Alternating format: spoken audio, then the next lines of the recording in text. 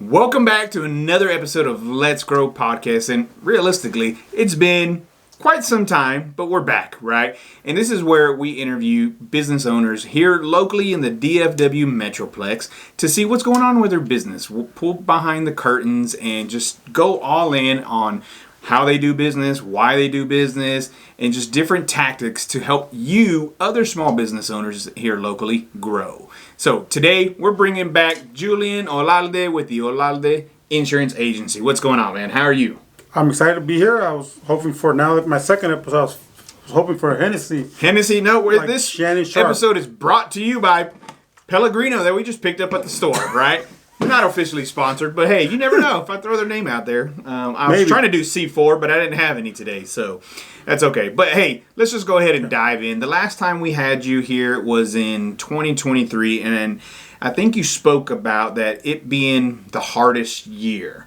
Yes. Now, diving back and looking back in 2023, now we're here in 2026, why do you think that was the hardest time of your career?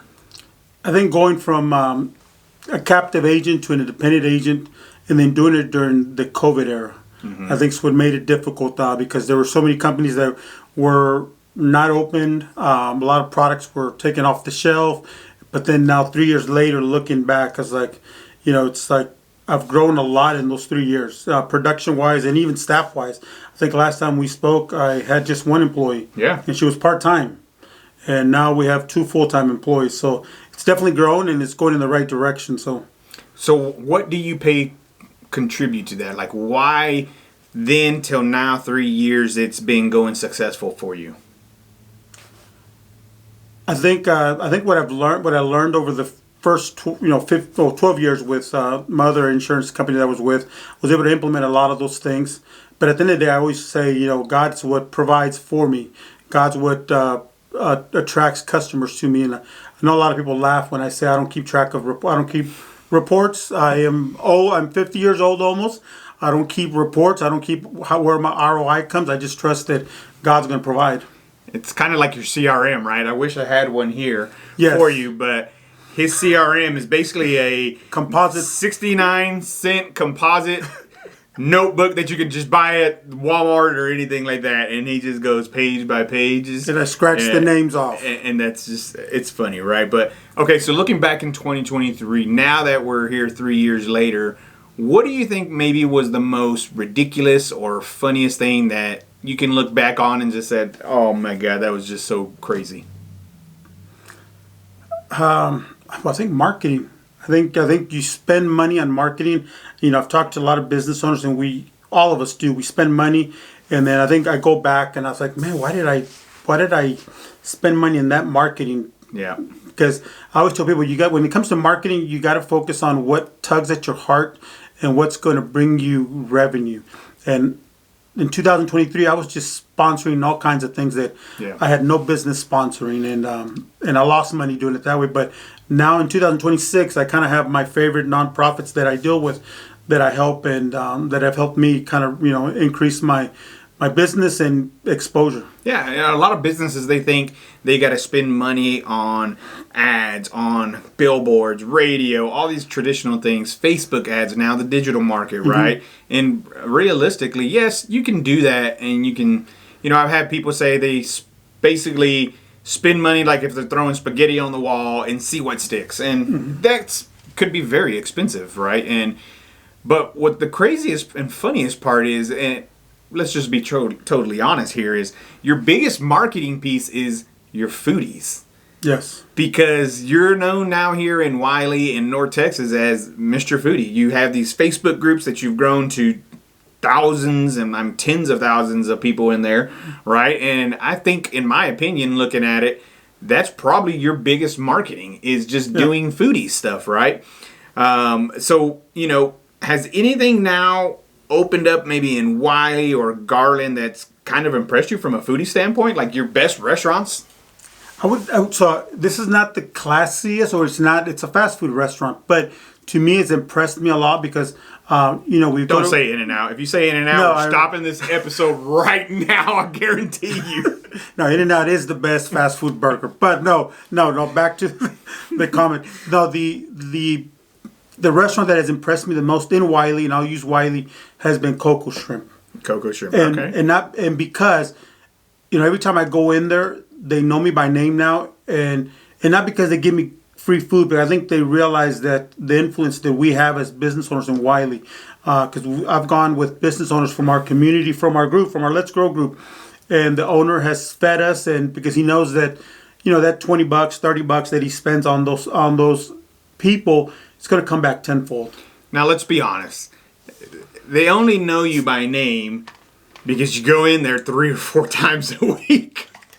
So, I mean, you can go to McDonald's 3 or 4 times a week, and they're going to know your name by then, right? Think about it. When I go eat Chick-fil-A, there's our older generation who's retired, and they go and enjoy their newspaper and their coffee or whatever, their breakfast meal at Chick-fil-A, and the people know them because they just go all the time, right? They walk in, they don't even have to order. They're already punching in what they want, and all they do is pay, right? That's kind of how it is with Coco Shrimp and you. But so being in real estate, right? Maybe we want to one-up it a little bit. We're taking a client after a closing, or maybe after they signed our buyer's rep and now they're officially onboarded as a client, and I'm taking them to a restaurant here in Wylie. What is a restaurant that you think would be good to take a client? Definitely, I think there's only one. There's only one that you could take a client to, and it's upscale enough that they can feel it, and the atmosphere is pretty cool. Creekside Okay. Pine Grove, I think, is probably the best restaurant we have here in Wylie. To take a date, to take a anniversary, or a client. I think by far that's probably the best restaurant. Now, why would you think that is? Because they're fairly new, right? Why do you think out of all the restaurants around here, that's probably the best one here? I think you get for the money, and I'll use that dish that we always get, the braised rib. I mean, for $27, that's a pretty good price. I've seen restaurants open up now, and they're charging $25 for a drink. There, you can still buy a drink for under $15. So you get more bang for your buck. And to me, I mean, just the atmosphere, it's more upscale than a lot of the restaurants we have. All right. Top 2 or 3 dishes from Creekside that are your favorite? The braised ribs are my number one. Okay. Then the next dish is probably going to be the chicken piccata. Chicken piccata. Okay. Those are my top 2. And then for dessert, man, that sundae's pretty good. I never had dessert there, so I'm going to have to get that next time. Mine would be, the beef rib, the short rib, right? That's pretty amazing. It's huge. And chicken parmesan, I think, is pretty good. And, I mean, nothing's really bad there. I've had the firecracker shrimp tacos. We've had the salmon there. We've had tons of dishes there, and it's all amazing. Okay, so let's dial it back into business. Now, we're both business owners where people call us not because they want to. They call us because of a need. They call us because of a life event, right? Like in real estate, maybe they had a death in the family and they need to get rid of their assets. They got married, right? They now need a bigger house. Their family's growing. These are needs. And the same goes with you in insurance, right? They need more coverage. They need to take people off their policy because they got divorced or separated. So a lot of times these tragic events in these people's lives, right, is why they call us. So how do you kind of cope with that because they don't just say, hey, I need to change my policy. They explain why they need it, things like that. So how do you cope with that and hearing all these stories from these people going through these life-changing events? Well, as an insurance agent, I like to consider myself a liability coach. And I try to, like I always tell my clients, especially when they're going through divorce, I am not going to pick sides, because at the end of the day, I want to make sure that I can still be both their agents. And when one of them calls me, I talk about their business, their car, home, or life insurance, whatever it is. And then when the other one calls, I keep it to their stuff. And at the end of the day, I think our business, that's why it's grown, is because we think about our customers as family, and we treat them with the respect that they deserve. And we make sure that, again, at the end of the day, that they're covered properly. Yeah, and most importantly, they're going to get you or your team, right? They're not going to get passed on to, these ISAs, right? These inside sales agents that companies hire, or even AI, right? It's actually a human being here local that they're calling and that they get a hold of. Now, obviously, your kids are getting a lot older since last time. Right now, you have one in college. The other one's off to college, and one's, I think, sophomore going into. Yeah. Now, in business, there's always this talk about work-life balance. And in honestly, my opinion, and there's no such thing, right? When you're in business, and they bleed over within each other, right? Sometimes you're at home with the family and somebody's calling you on an emergency and they need you right away. So I don't care what anybody says. In my opinion, there's no work-life balance. With that said, are there any signs of your daughters showing signs of entrepreneurship where maybe they want to take over the family business, or they want to get into it at least to see what it's about? Like, because growing up, right, they're all around you. They know insurance. They probably know your clients. So are their minds thinking like yours does? Let's entrepreneurship or even just family business. Actually, I think all three of them have that mentality now. It's like, because like I always tell them, is like, to get ahead in life, you have to work hard. They're all going to college, but like I was telling them, college doesn't guarantee anything. It just puts your foot in the door. But like, I'll use my older daughter as an example. She's, I think she'd be the one that's going to probably follow in this footsteps of doing insurance, because she's getting her major in entrepreneurship and marketing, and I think they realize that at the end of the day, being your own boss gives you a chance to make more money than you probably would have made doing a W-2 job. Yeah. Now, my middle daughter is very driven, very outspoken. Now, she wants to be a nurse, and I think that's going to be her footsteps. But same thing, I would not be surprised if she, in the future, decides to open up a business in something in healthcare. Yeah. So that's awesome, right? And it's like my kids. My clients know I have kids. I have baseball. I have things. They respect those boundaries, and sometimes the other day I took my kid on a showing, right? And he's like, "Dad, can I go open the doors and stuff?" Sure. I said, "You better introduce yourself. Tell him what you're my junior marketing assistant," right? That can be his title, because we are in licensed industries. And my clients loved it. They loved seeing him, open the door and kind of tell them what things were. So that's awesome, right? Seeing our kids take after us, because we talk the talk, we walk the walk, right?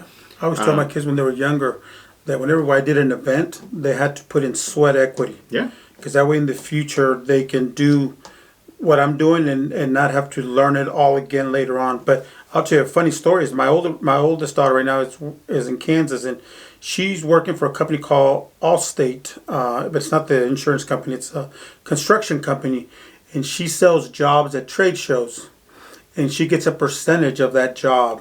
Okay. And last week she sold a job that was $130,000 and she only gets 2%. And I said, you realize if you were the contractor in that job, you would make tons of money.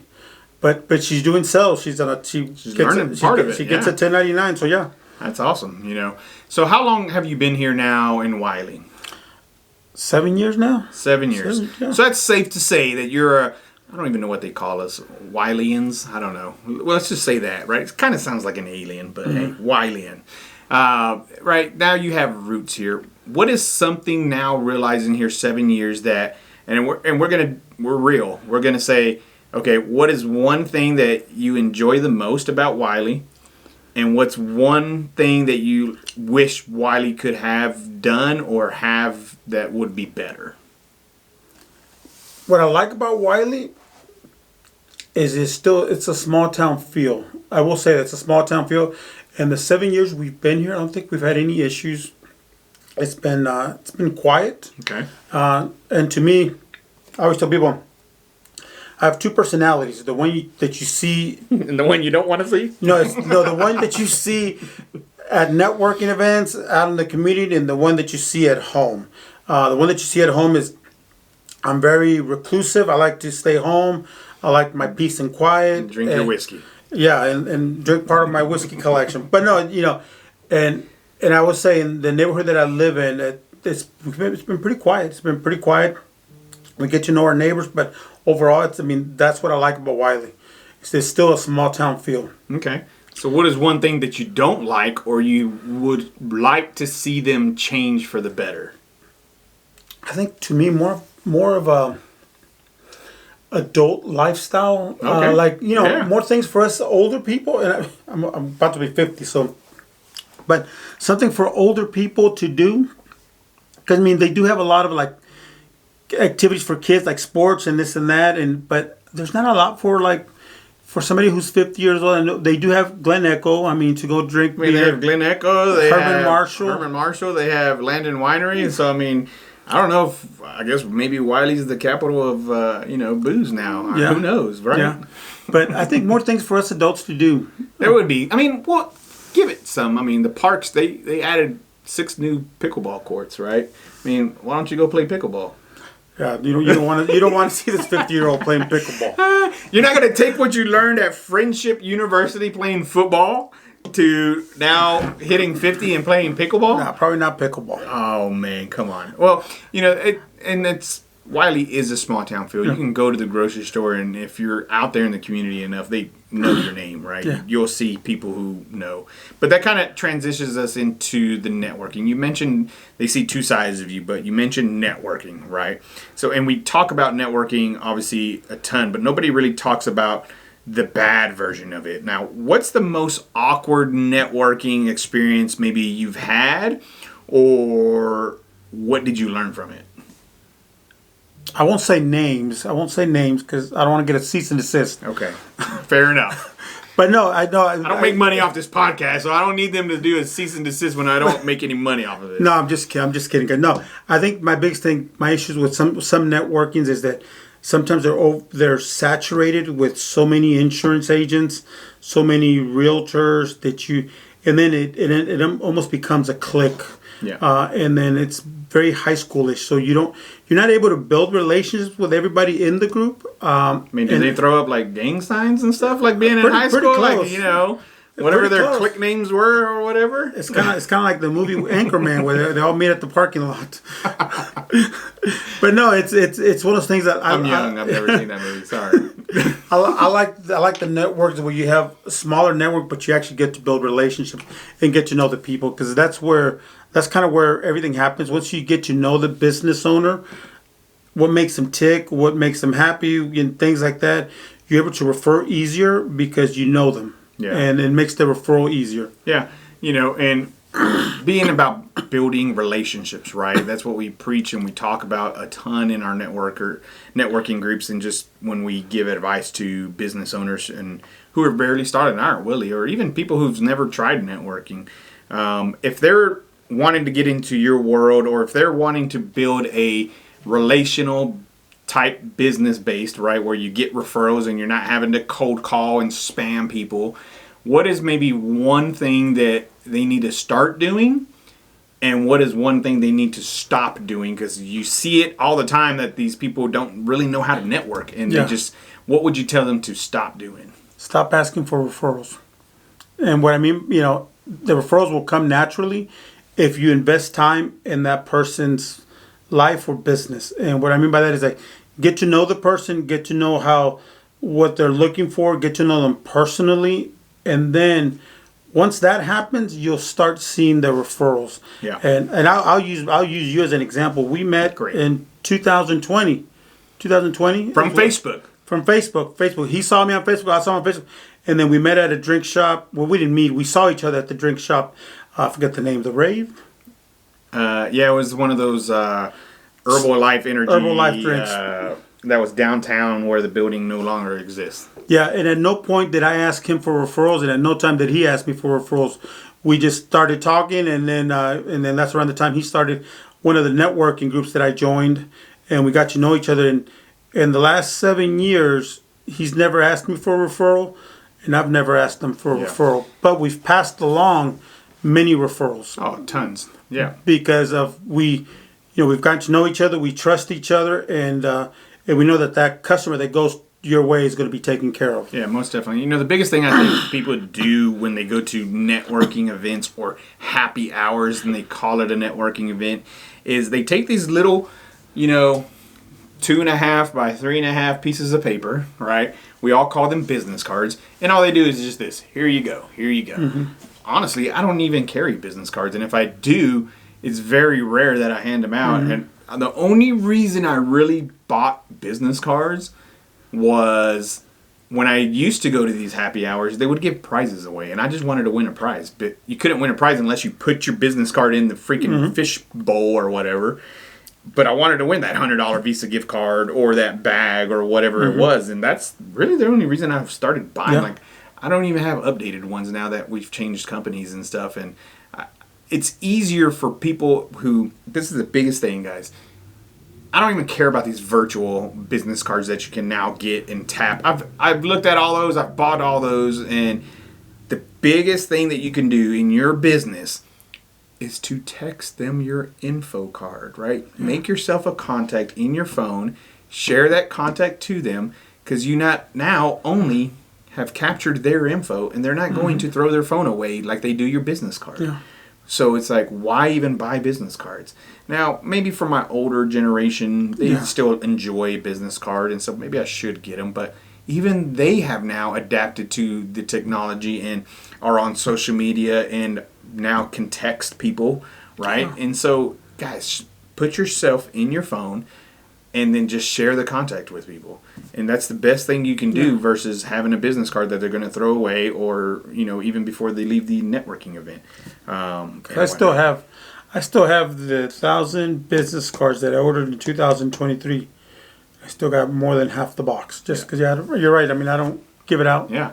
And so if you're looking at your P&Ls, why waste that money, right? It all comes down to it. So before we wrap up, what is something Julian enjoys doing for fun that has nothing to do with business or talking business or building a business? Like, what do you do for fun? And other than drinking and having this $100,000 whiskey collection where he has a doorknob that only his fingerprint works on to get into it. So if you don't think what a whiskey collection is, now that's a pretty big whiskey collection if you have to have it secured by your thumbprint. Just saying. This is funny because I talked about this yesterday in one of our networking groups. The biggest decision you'll make as a man or as a woman is the spouse you choose to marry. Okay. So I think spending time with my spouse is probably what I enjoy the most. And to be honest with you, that's I love football, I love baseball, I love basketball, but in reality, just spending time with my family. It could be going out to an event. It could be just spending, like tomorrow, they're going to, my daughter from Kansas is coming in and they're going to the Bruno Mars concert. Yeah. So, and then my daughter's boyfriend is going to be in town, so me and him get to spend some time. Nice. So, yeah, my wife was asking me, what are you going to do with him? Do you think he's more traditional where he's going to ask you for her hand in marriage? Is this that meeting? Is this that you get to hang out with him? No, I don't think so. No, okay. I definitely don't think so. I definitely don't think so. But, I can see he's a talker. I tease my daughter. I said, you always marry somebody that's like your father or like your mother. And he's definitely a lot like Kathleen. He's a talker. And so I need to be prepared for this because I'm sure he's going to do a lot of talking. Yeah. So you mentioned your wife.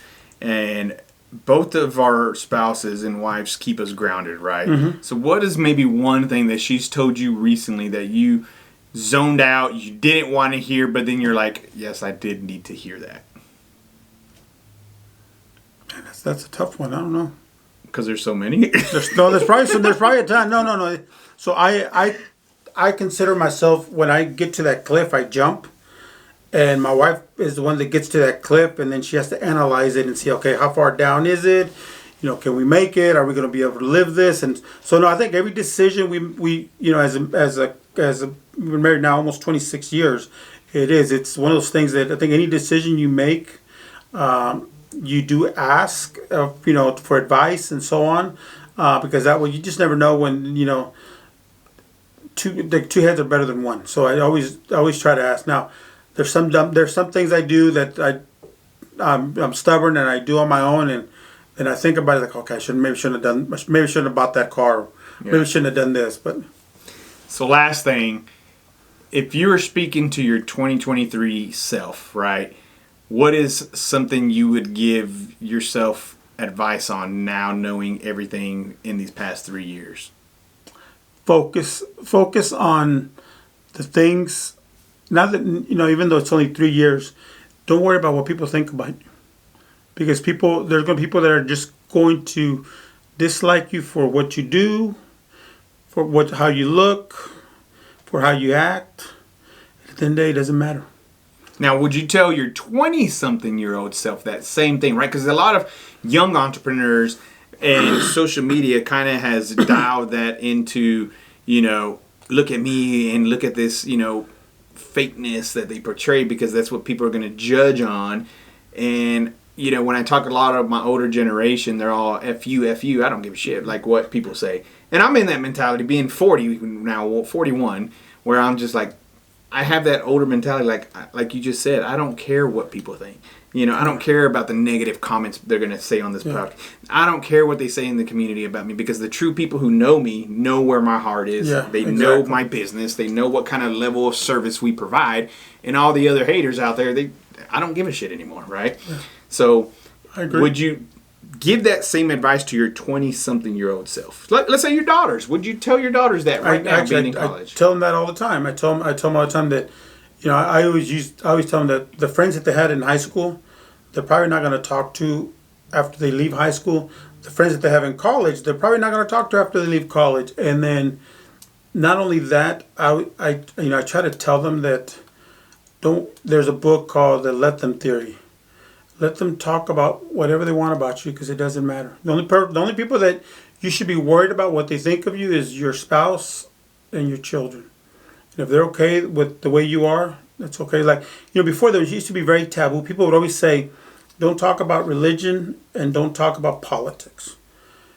And the thing I always do is, like, I'm going to let people know what I think about politics. I'm going to let them know what religion I am. Because at the end of the day, like I said, there's no right religion. There's no right politics. You can be Democrat, you can be Republican, and it's okay. It's okay. It just comes down to, I always tell people, just vote. But I always, you see my Facebook. I post stuff to stir the pot a lot of times. I mean, we got to feed the algorithm. Yeah, but I do it because it's like, I'm at the age now, it doesn't matter. I said, I hope that people that are my friends on Facebook see that, even though he looks like he votes this way, I'm okay, because his heart's in the right place. Yeah. And really that's what it comes down to. And, even talking to the younger generation or anybody, no matter how old you are, when you have to keep up a certain profile to try and impress people, and you're basically living a lie, and it's so hard to keep up with those lies. And, I'm in this group, I need to portray myself as something. Now I need to go over here and act a different way, and it's just all being fake. Just be you. Be authentic. And the people who want to be in your world will be, and the people who don't, let them, right? Yeah. So how can people reach out to you? If they need an insurance quote, if they own a restaurant or are opening one and they want you to come try the food out and give some reviews, how can people get a hold of you? So they can call my office at 214-691-3113, or they can see me at any restaurant. Really, I eat 5 days a week at a restaurant typically. So, well, there you go, guys. So thank you so much for tuning in. Be sure to subscribe, right? Hit the follow. Send this episode to maybe some entrepreneur who you think needs this type of advice. And if we can help you in anything in business, reach out. We'll see you next time.